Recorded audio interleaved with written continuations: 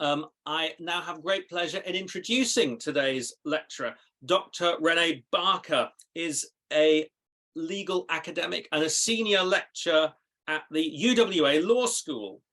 Her speciality is the interaction between law and religion, spanning freedom of religion in the Australian Constitution and international law, tax exemptions to religious organisations, religious schools, where and when people can pray, all sorts of fascinating topics. So I am sure we are going to be treated to an absolutely fascinating lecture.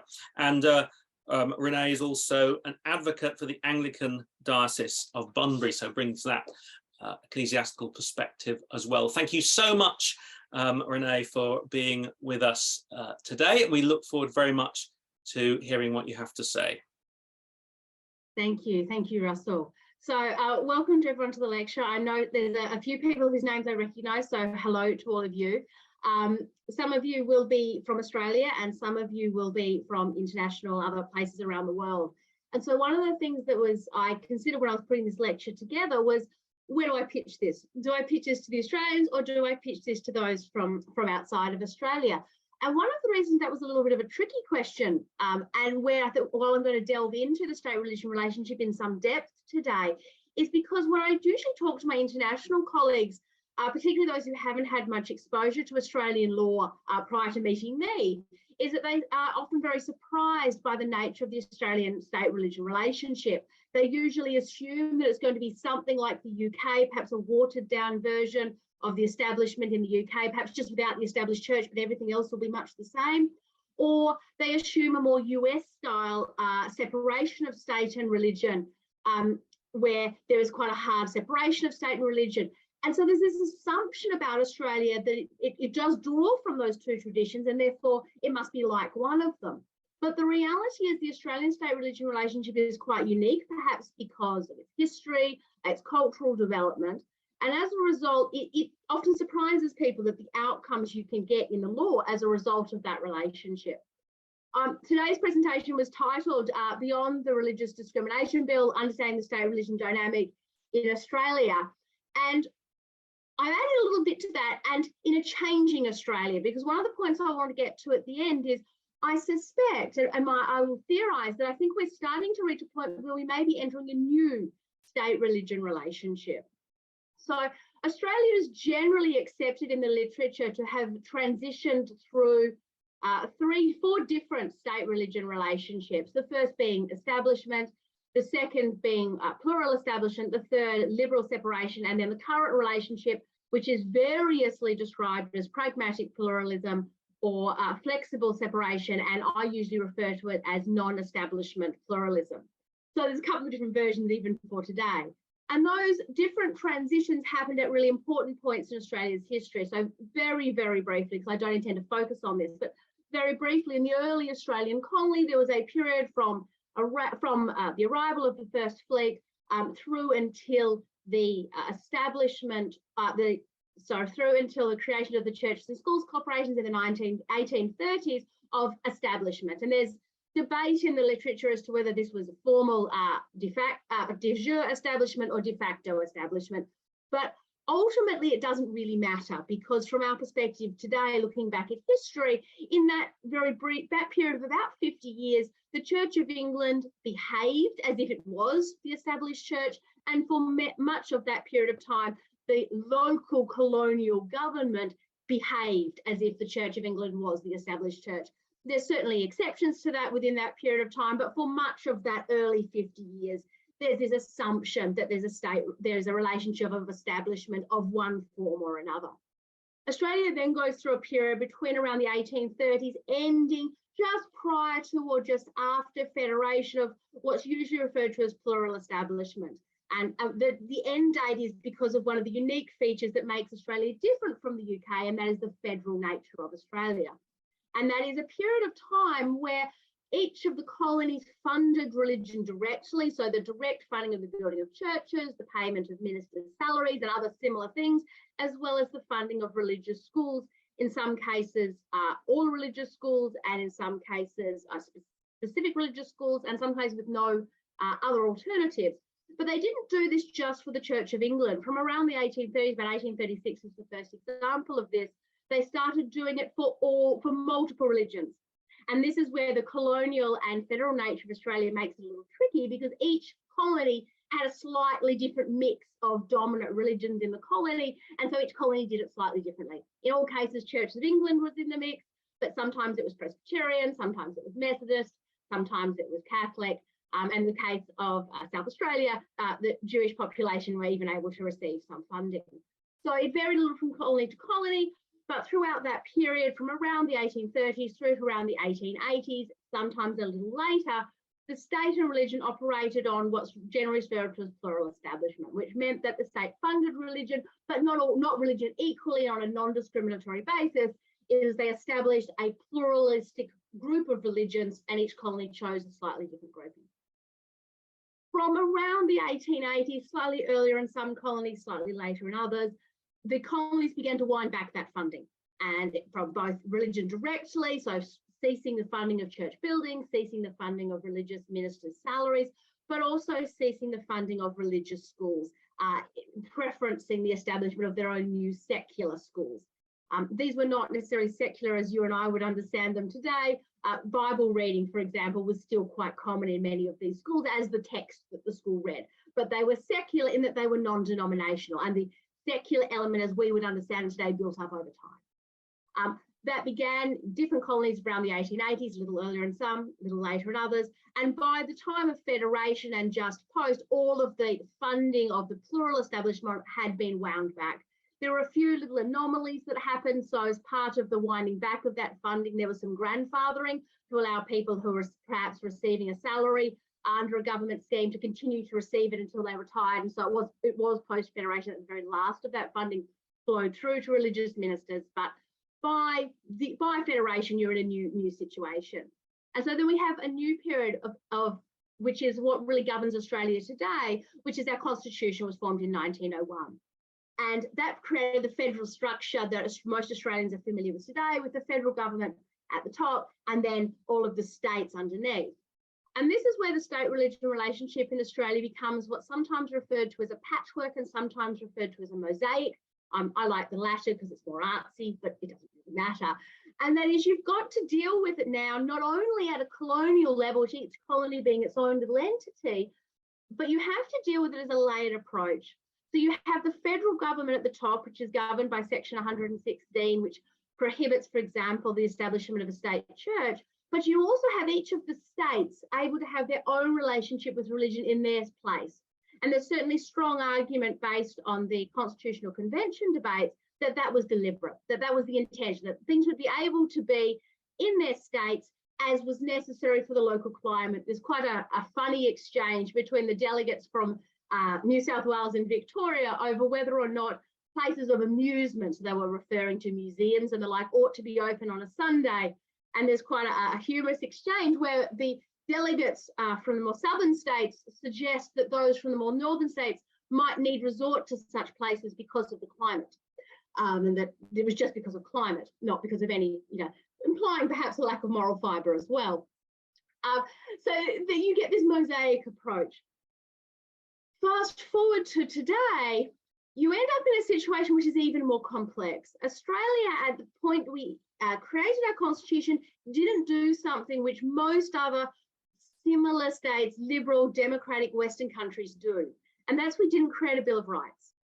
And that's not because it wasn't thought about. There were, in fact, those who proposed versions of our constitution which had more rights enshrined in them, including a more robust version of freedom of religion than we have today. But we didn't create a Bill of Rights. And nor did we really establish what the relationship between state and religion would be globally. Section 1116 was created, but all it really did was place a limit on federal constitutional power. And when you look at the Constitutional Convention debates I referred to earlier, there was quite an intention that the states thought they ought to be dealing with religion and not the federal government. That wasn't the federal government, that was a local matter to be dealt with locally. There are scholars who would disagree with me on that conceptualization way of understanding that debate. But the ultimate take home is we didn't end up with a Bill of Rights, nor did we end up with any sort of a principle or a concept or a legal structure to our state-religion relationship other than no establishment at the federal level. It was very much left to develop at a lower level of law and public policy and process over time.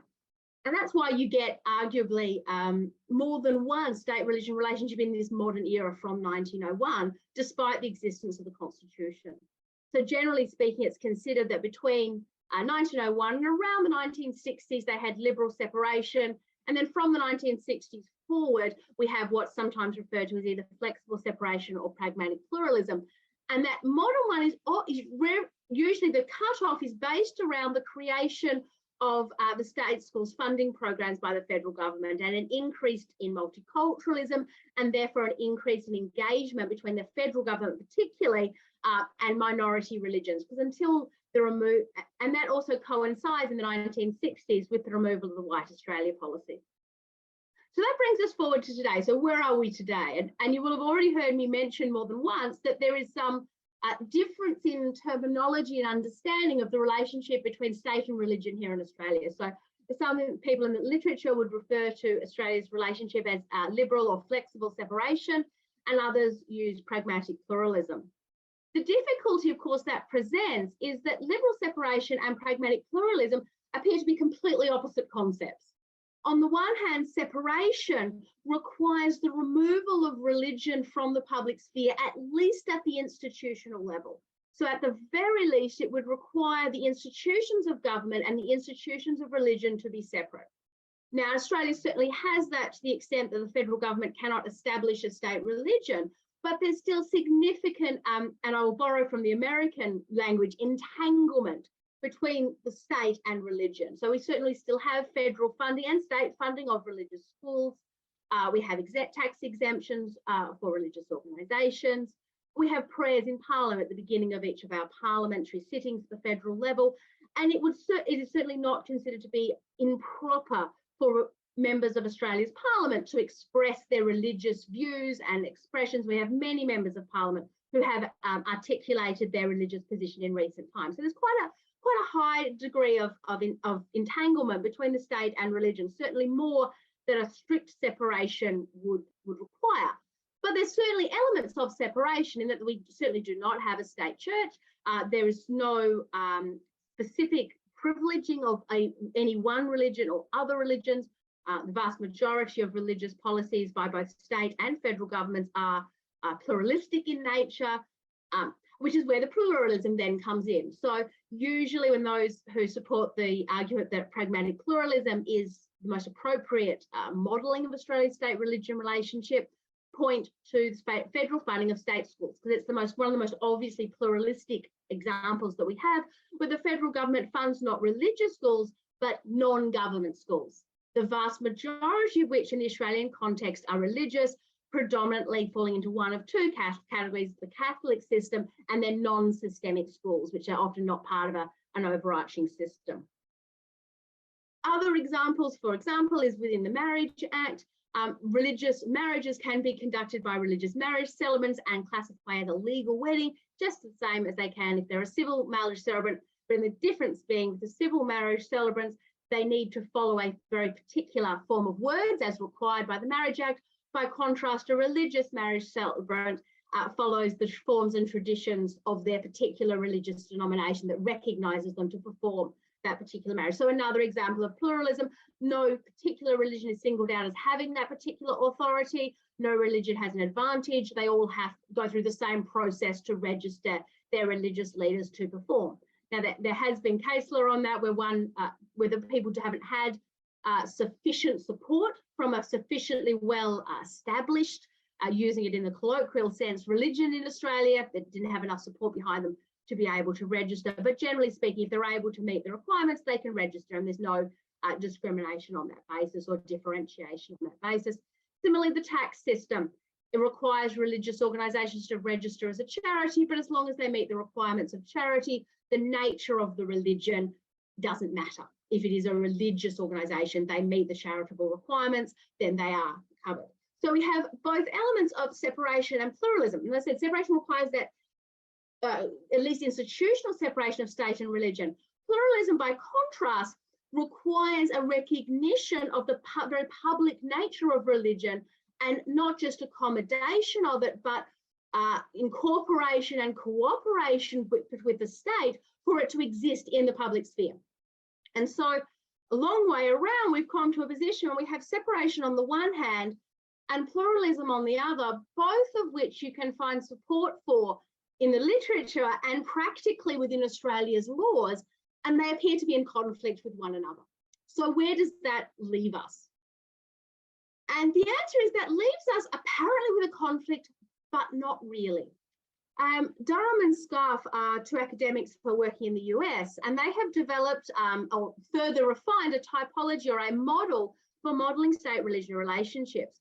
And when they do this, they create it as a loop rather than as a straight line. So rather than seeing separation and cooperation as different points along a line, they're different points around a loop.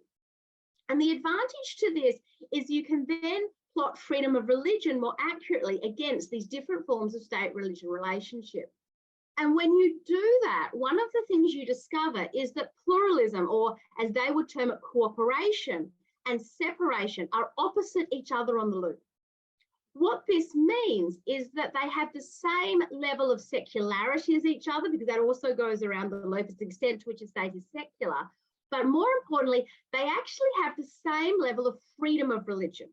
So if you're going to measure it on a little empirical graph, they would end up with approximately the same mark for freedom of religion. So rather than being in tension and in conflict with each other, these two forms of state-religion relationship actually have quite a lot in common.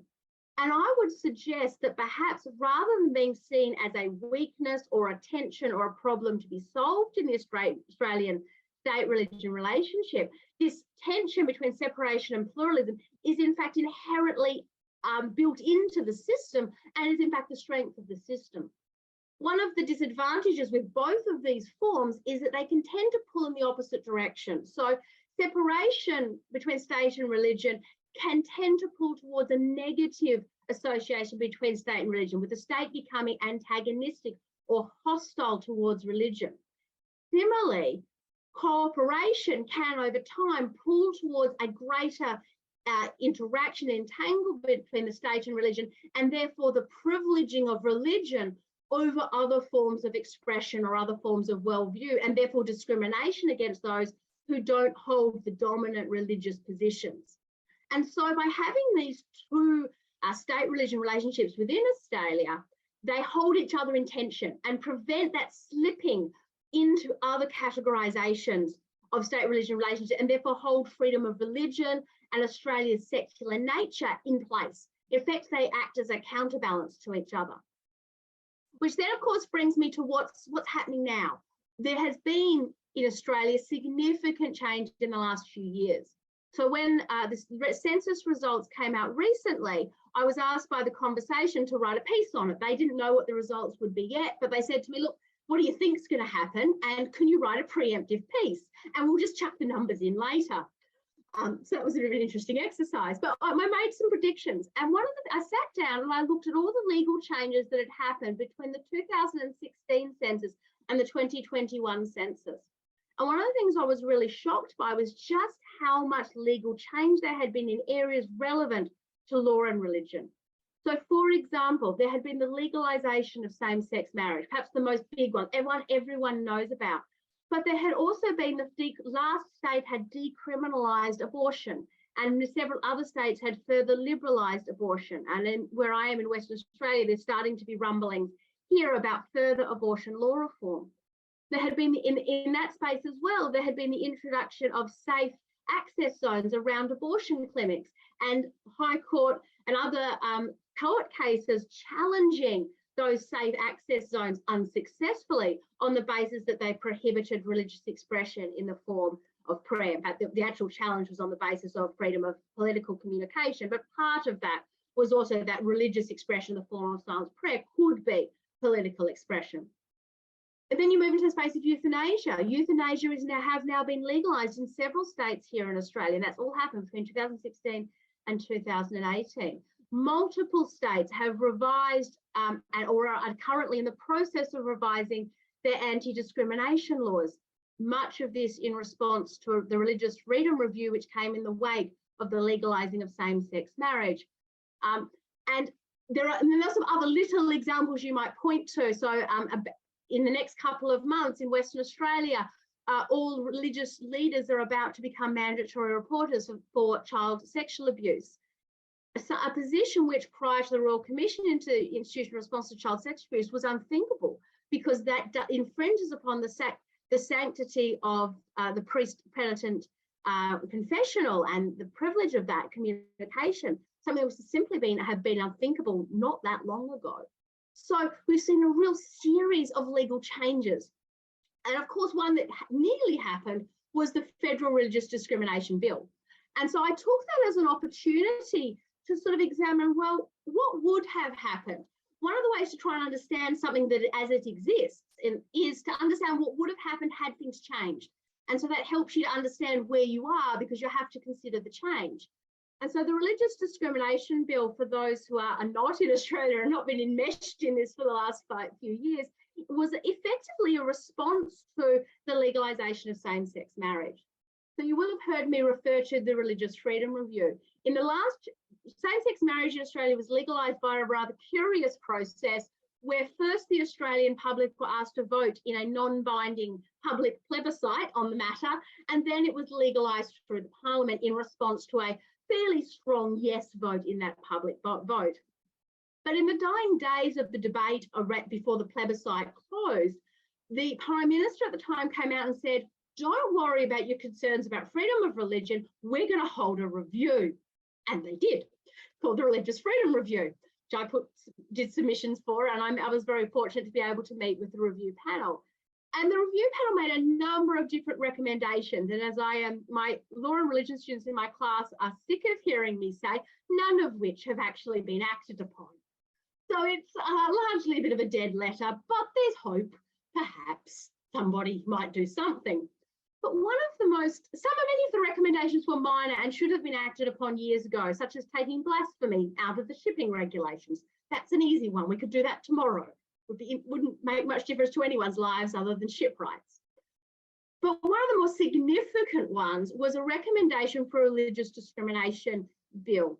There's sort of two recommendations around this. The first is that they amend the existing Racial Discrimination Act to include a prohibition on religious discrimination, and the second is the creation of a religious discrimination bill. The federal government took the second option, which was to create its own standalone religious discrimination bill. Before explaining what I think that bill would have done to the state-religion relationship, it's important for those outside of Australia to come back to a point I mentioned earlier, which is Australia does not have a Bill of Rights.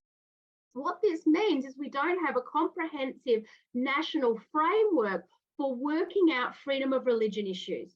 So where somebody believes their freedom of religion has been infringed, there are very few legal avenues for them to challenge that successfully under Australian law, particularly at the state level, but even at the Commonwealth level.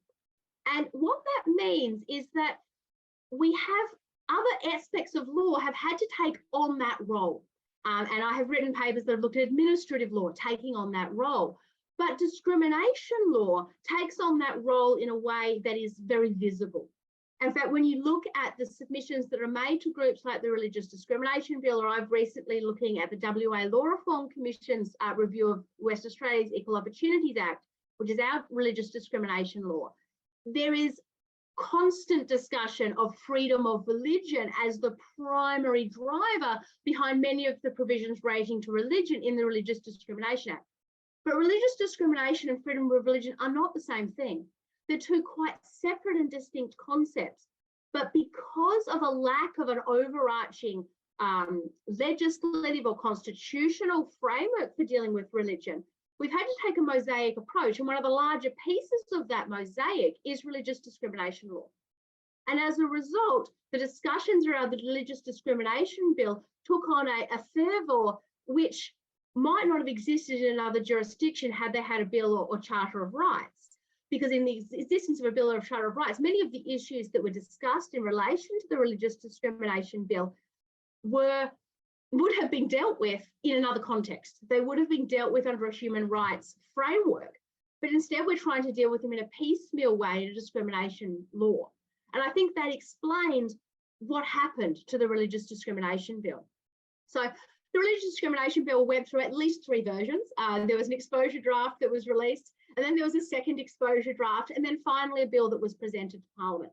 And those 3 bills do have quite significant changes. And we saw the government grappling with and wrestling with how to best encapsulate all of the different feedback and submissions they were getting. As a broad concept, I think a religious discrimination bill fits quite nicely into this tension that I was articulating earlier between pluralism and separation. On the one hand, prohibiting discrimination on the basis of a person's religion works well in a pluralism sense, in that it provides a public space for the expression of religion, because you cannot be discriminated against on the basis of your religion under that law. So it helps to support that cooperation or that pluralism and the existence of religion in the public sphere.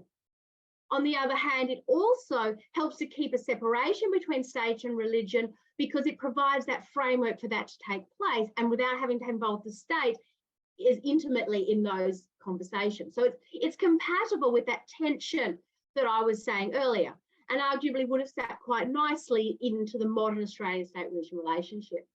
The difficulty that we faced, however, is that the bill sought to do more. So it had a number of provisions which sought to do more than just prohibit state religious discrimination as a very simple concept. So, for example, it had provisions dealing with statements of belief and whether or not making a statement of belief would constitute religious discrimination, but also whether a person having made a statement of belief could be discriminated against in their employment, in their place of work, or by their professional association. I'm not going to go through the details of how it finally ended up, because I don't think that's helpful, given there's been 3 versions and none of them became law. But what I want to suggest is that one of the problems that the bill had was that it was starting to pull more towards cooperation and away from separation, because it was having to deal with freedom of religion issues in a piecemeal way. By having to deal with, there had been a number of individual instances. Those international probably heard about the Israel Folau controversy and statements he made in relation to Rugby Australia. There was also an incident in relation to a pastoral letter published by a Catholic Archbishop in Tasmania, and numerous instances of medical professionals who had found themselves in a difficult position when they had expressed their opposition to LGBTI plus relationships, or the reluctance to treat LGBTI patients. And so there were a number of very specific freedom of religion issues floating around in the air. And remember too, that the recommendation for this came out of the context of the legalization of same-sex marriage.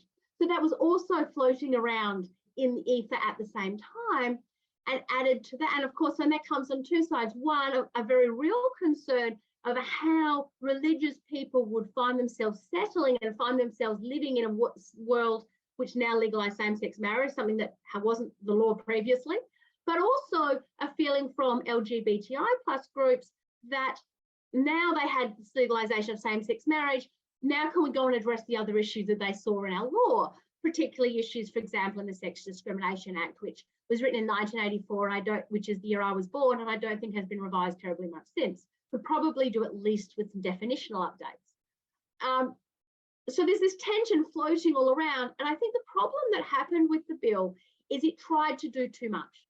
It tried to solve the freedom of religion issues, but it wasn't a freedom of religion piece of legislation. It was an anti-discrimination law piece of legislation. And in doing that, it set things against each other that should never have been set against each other. It is not a case that religious freedom automatically goes against LGBTI rights. They are not incompatible when done correctly through a freedom of human rights and a freedom of religion framework. But when done as discrimination, one must be discriminated against in order for the other to be put forward. And so you have a win-loss scenario.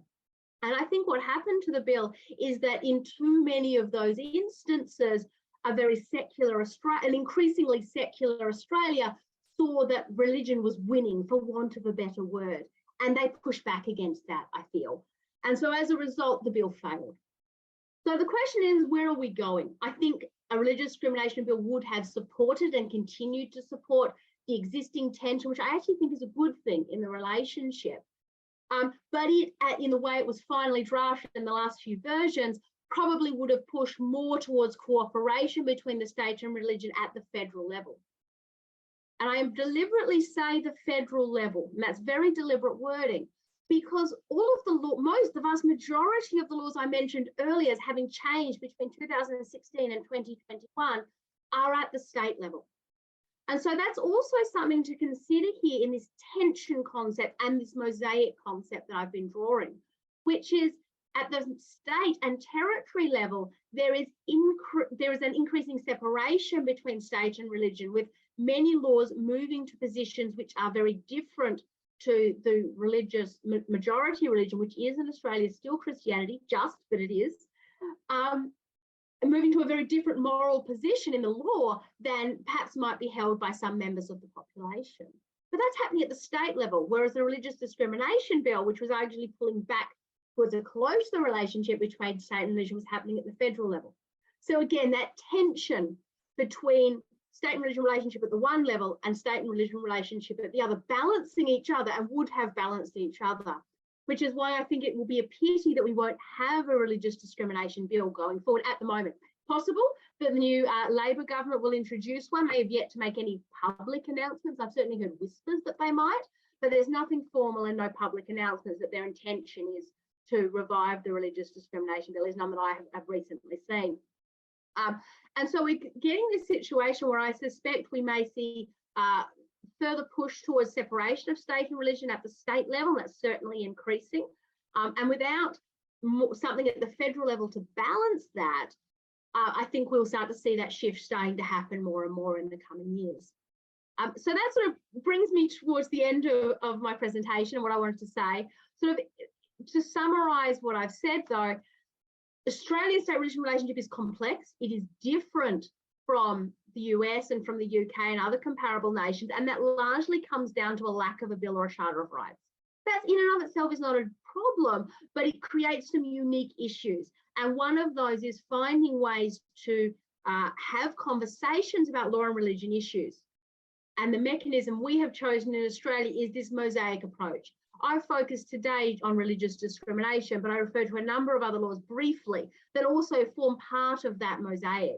And that becomes one of the challenges in balancing the tension between separation on the one hand and pluralism on the other. It has to be done across multiple laws.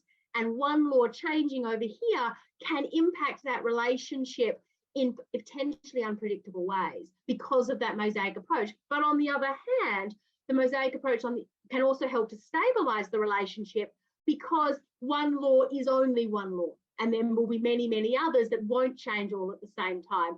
Although, of course, as we've seen in the last sort of 5 years, there has been quite significant legal change. So, Russell, I'll hand back to you if people have any questions. I'm sure there'll be those who disagree with me and some who agree with me and have some pointed questions for me. But I'll hand back to you, Russell. Renae, that was really interesting. I'm someone who's coming really new to all of this and to the Australian context, and really appreciate you setting out the background so clearly and opening up a little window into all that's been going on. And it seems like that there's a lot in recent years. So thanks. Busy. Yeah, very, very busy indeed. So yes, we're open to questions. I'll kick off with a question, but before I do that, just change a few settings so people can unmute. And if people want to ask a question somewhere, it's usually hidden under reactions. You can click raise hand or write something in the chat box. Or if that doesn't work, raise your real hand and hopefully I'll spot it if your camera's on. And it would be great to have some questions. But I wanted to hear a bit more, Renae, about how the distribution of competencies works in Australia between the federal and the state level, because you mentioned about this tension between state and religion at the state level and the federal level. And is there an overarching constitutional theory? I mean, in the UK, obviously we have parliamentary sovereignty. Devolution is seen as coming from parliamentary sovereignty. Is there any kind of constitutional, philosophical underpinning to determine how different powers and decisions are divided between federal and state and potentially other levels? So Australia has a process, not dissimilar to Canada and the US, where sections 51 and 52 predominantly, a couple of other bits of our constitution as well, delimitate those powers which fall within the federal jurisdiction, and everything else is in the state jurisdiction. What's really interesting about that list is when you go through the list in sections 51 and 52, there's very few of the things that you would classically think of as law and religion issues. So healthcare, education, crime, for example, all fall within the state jurisdiction, which is referred to as the residual jurisdiction. There's a few, such as foreign affairs, so the ability of the state, the federal government to enter into treaties, for example, as well as to do with migration, also is a federal matter. And so there's been some case law around the restriction of the entry of religious leaders into the country, and the extent to which that is consistent with section 116. But what's interesting in this tension, as I've talked about, is the predominant areas where law and religion interact, where it affects people's daily lives, are at the state level, because they're residual powers. They were sort of left off the list.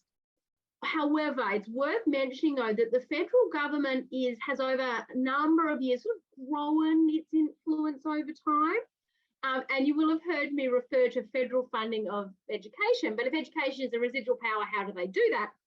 And there's a number of constitutional mechanisms in that case to do with how they can fund the states and what are referred to as tied grants. So for funding of education, they say to the states, would you like some money? And the states say, oh, yes, please. And they say, well, you can have some money if you spend it in the following ways. And the following way is you must give it to certain schools under certain conditions and under certain structures.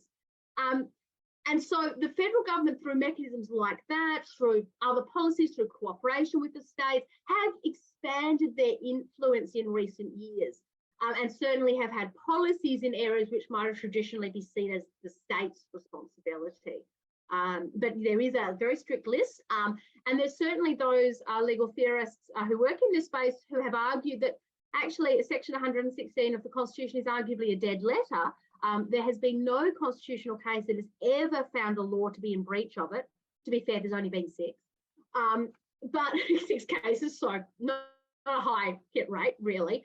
But one of the reasons they argue, 1, never been successful, and 2, so few cases, is because it can't be breached. And I don't subscribe to this view, but there's certainly been argued that it can't be breached because of the such limited areas that the federal government can actually legislate for in relation to religion. Now, I personally don't agree with that view. I think there is enough scope within federal legislative power to legislate on matters related to religion, but it's certainly an argument that has been advanced given the history that we have of no breaches and so few case law.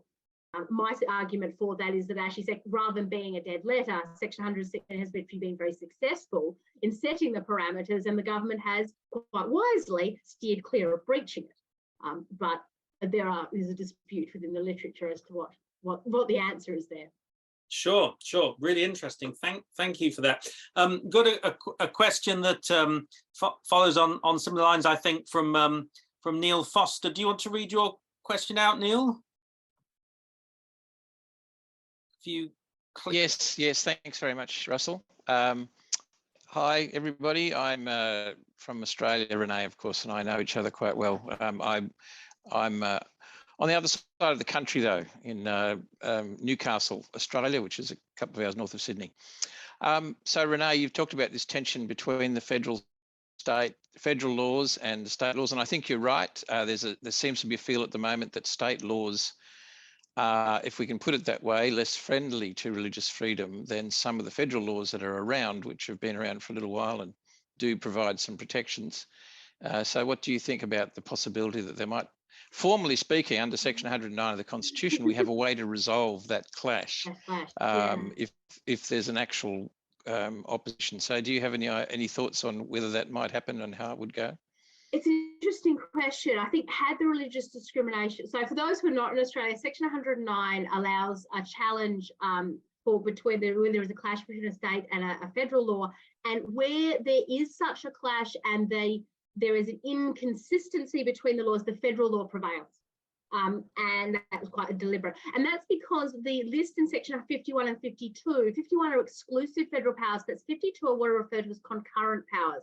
So both the federal government and the state government can legislate on those up to the point there is an inconsistency. In the case of an inconsistency, the federal governments prevail. And marriage law is actually historically a classic example of this happening.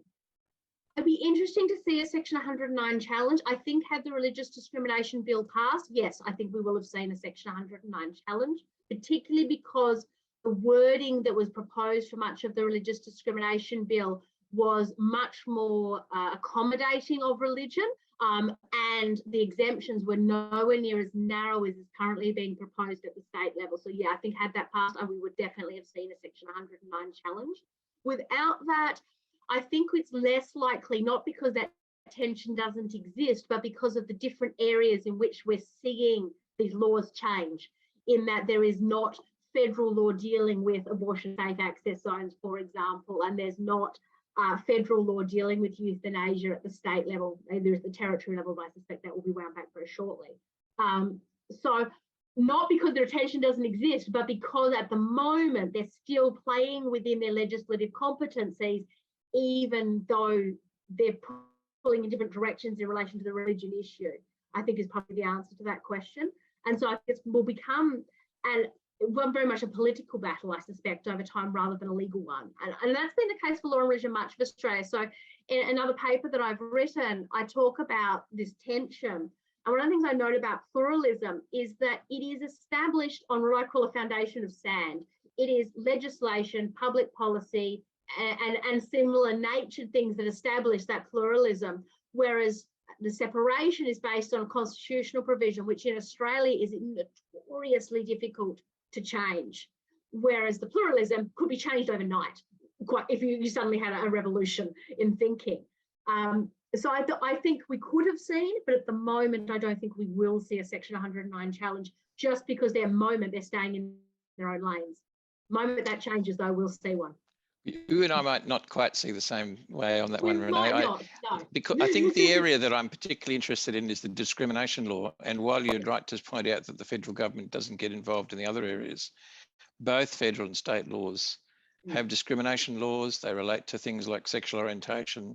They have different criteria for recognition of religious views. I think that's where we're likely to see a clash. Yeah, the Sex Discrimination Act is perhaps one area. If the current Labor, so the federal Labor government was supportive of amendments to the Sex Discrimination Act, which would be more in line with what the states are currently doing, and a lot of these state governments, I might add, are also Labor governments. So that is actually one place you could see a clash, is between the federal Sex Discrimination Act and the state-based Equal Opportunities and Anti-Discrimination Acts, depending on what the different states do. I know Victoria has recently narrowed theirs. Western Australia is considering significantly narrowing theirs, but that's not yet. We haven't yet seen a legislative draft. All we've seen is the WA Law Reform Commission report. If they continue to narrow, then yes, we may see a clash at some point. On my other issues, no, but discrimination law, it's such a movable feast right now. Anything could happen. Thanks.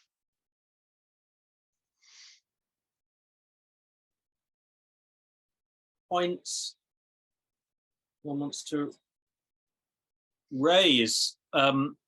Olga Pierce has put a question in the chat. Olga, do you want to read out your question or ask a question?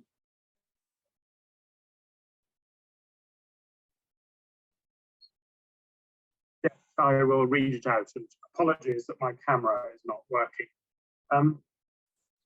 I said, broadly speaking, I'd say discrimination law is a shield, whereas religious freedom provisions are a sword. They enable believers to challenge existing or new law that restricts manifesting their religion. And one would look in the United Kingdom first to different legislation depending on the nature of one's claim. But we have our religious freedom law largely because of our membership of the Council of Europe. Accepting the European Convention on Human Rights is one of the defining aspects of that membership. And I wondered, does Australia belong to any regional groupings which might have or consider a similar agreement rather than the initiative having to come from Canberra? In short, no. So longer version. So Australia is a state that quite firmly and quite consistently doesn't, when we sign up to international conventions and treaties, they have to be specifically enacted into Australian law. So there's no automatic enactment. And there is no current regional bodies similar to the Council of Europe that Australia would likely seek to join. There are, of course, regional bodies that Australia is a member of in a number of different contexts, but not in the context of developing an overarching human rights framework. And historically, Australia has discussed overarching human rights frameworks a couple of times and has almost always rejected them. I would actually be really interesting to see if somebody was to propose such a framework now, given how much has changed, whether such a proposal might end up being successful.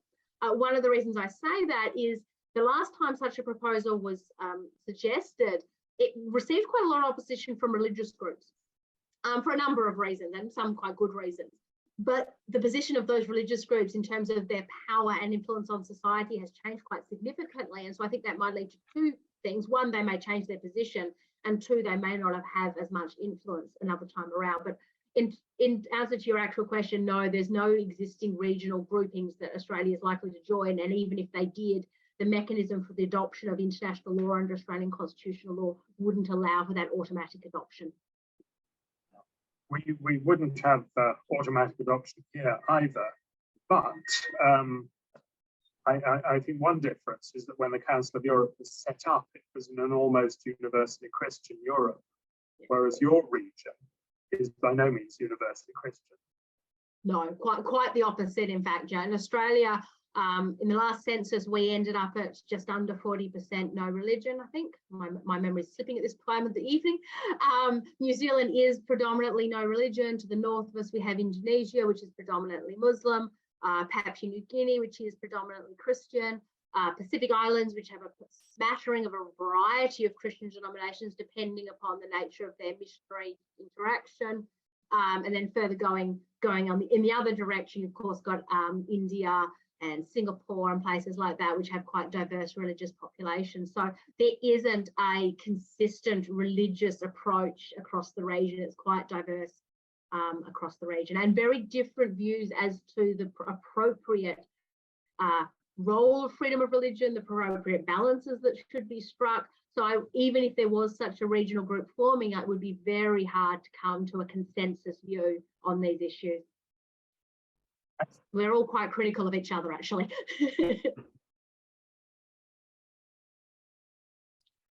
Thanks very much for that question, Olga. Now we've also got a question from Donald Reed. Thanks, Russell. I'm a legal. I've forgotten what I was going to say about that bit, but anyway, I'm not a legal person, and what's more, as Renae well knows, and I also had technical problems about halfway through all of that, and lost you completely for about 5 minutes. So you may have answered my question halfway through.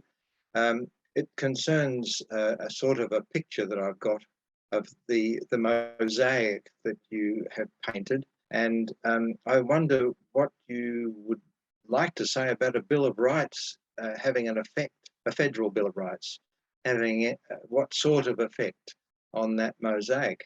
It's probably too big a question, but I mean, it just seems to... paper on that, I'm sure. It just seems a Bill of Rights seems to be such a good thing to have, and we're not doing it. Look, I think there's not currently an appetite for one, which is why we're not doing it. And there's now many reasons Australia hasn't had one. And one reason largely is that we haven't had significant tension between religion and the state. And largely because we've been a predominantly Christian country, we have outsiders will sort of have, we have a live and let live attitude, fair go, she'll be right, mate, kind of an attitude. And I think that has dampened tension that a Bill of Rights might have been brought in to solve. In terms of answering, and so whether or not one's a good idea or not, that's another question. As to where one would fit within the mosaic, I think one of the things it would do, which I alluded to at the beginning but didn't articulate very clearly, is I think it would reduce the prominence of some other aspects of the mosaic. And so the religious discrimination or laws related to discrimination would be able to take a lesser role and not effectively have to do double duty as both a human rights framework and a discrimination law. And I think it would, and similarly other laws, one of the ways in which we do freedom of religion here in Australia, or state-religion relationships specifically, is sort of an ad hoc solutions problem. So we'll have an exemption in our state law for the carrying of the kirpan. And for those who are unfamiliar with that, that's a ceremonial Sikh dagger-like object which has religious significance. But rather than dealing with that under a Bill of Rights, if there was a problem, we deal with it by legislative exemptions or policies to police not to get too harsh about it. And similarly, issues around other forms of religious dress in the workplace or other individual issues will tend to deal with it via little carve-outs within the law in certain spots to deal with individual issues that we might have identified. And that's worked fairly well for Australia for most of our history. We've predominantly been a Christian country, and the religious beliefs of the Christian population fairly well known and understood where the tensions might be. So, example, for the Christian population being a need for conscientious objection for medical practitioners in abortion law, for example. So the need for that in that context. And even with our minority religions, so Islam, Sikhism, Judaism, Hinduism, they're fairly small, although they are now growing. And the touch points have been on big issues that we've kind of got our head around really quickly. The disadvantage with this mosaic approach, and what I haven't discussed, and which I think a Bill of Rights would help to solve, is that it doesn't provide an overarching theory, jurisprudence, framework for dealing with something we don't know about yet. And so we haven't thought about yet. Australia's current approach is sort of exemptions approach, little pieces of legislation here, there, and everywhere, requires us to know about the potential tension before it happens. And often what happens is we deal with it after it's happened and amend the law. Whereas a Bill of Rights and therefore a freedom of religion provision within a Bill of Rights says you have freedom of religion with appropriate restrictions and limitations as is necessary. But that means everybody. And therefore the balancing act can happen at a court case level, in many cases it will be, without us knowing beforehand that religion exists or that tension exists, if that makes sense. At the moment, we rely on a legislative process to resolve that tension when we become aware of it, or for us to be aware of it before it happens. The advantage to a Bill of Rights, and whether or not you think this is a good thing, is you can resolve that tension on an ad hoc basis as you become aware of it, rather than relying on a legislative process to fix it after the problem's already occurred. Does that answer your question, Don? Oh, yes, I think so. It's I'll have to very complicated. There's actually a very good point of where that would fit and how that would change the time. And it would change it quite dramatically. A Bill of Rights would be a very, very big change to the way in which Australia has done state-religion relationships historically. It would seem to be a good idea to attempt to get a Bill of Rights in a cold sense rather than introducing it to solve a problem that we're having. Unfortunately, one of the problems with law, and this is a law problem, not a law and religion problem, is law tends to be what I would call a lagging indicator. It tends to come after the event rather than before it, just the nature. Yeah. Thank you. I must go now, so excuse me from signing off. Thanks for that, Renae, and thanks, Russell. Lovely to see you. Bye, everybody. Thank you for your question, Donald. I've just noticed in the chat, Neil Foster's mentioning a new journal covering these issues in Australia, the Australian Journal of Law and Religion, and that Renae has the first article in the first issue. So those in the meeting may want to click on the link, and I'm sure those watching this on YouTube would be able to Google for it to find out more. We're almost up to the hour. We could probably take a final question if anyone has a burning issue to ask.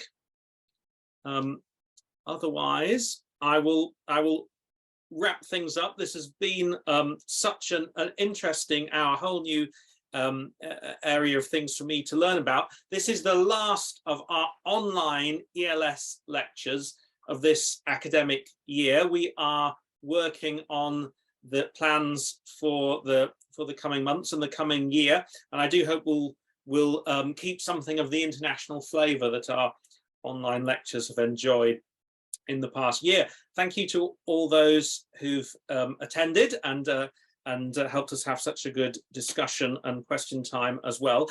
But thanks, of course, most of all to you, Renae, for the lecture.